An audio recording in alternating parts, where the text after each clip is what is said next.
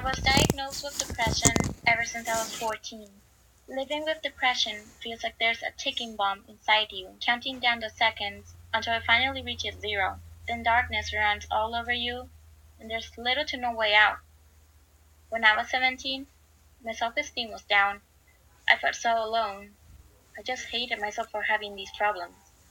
The fact that I was a junior in high school was already stressful enough, but the fact that the environment at school felt way much better than at home, it was too much for me to carry.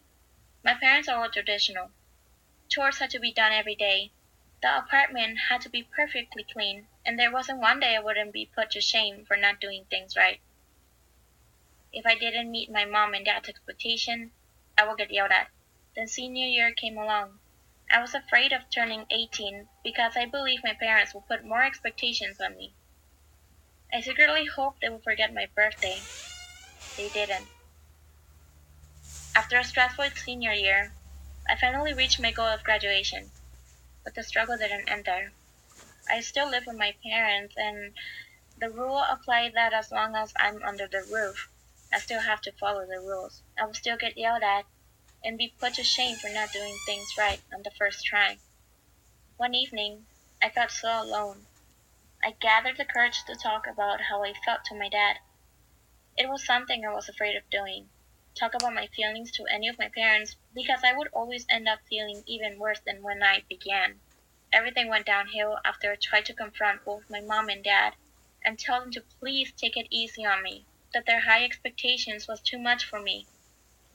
When everything failed, I began to break down so bad. I felt pain not only mentally and emotionally, but physically. I was breathing too fast and sobbing so hard because I felt so crushed at the fact that my parents would not change their ways of applying pressure on me to be perfect. That evening, I was brought to a hospital by my therapist. I spent 10 days in the hospital before I got discharged, but I wasn't ready to go back to my parents' house. I had barely begun to value myself, to accept myself, to know I am worth something, and that I have the right to make choices. So I arranged things with my best friend, and currently I am staying there until I am ready to go back to my parents. To gather plenty of armor against the many struggles I will have to face them in the future.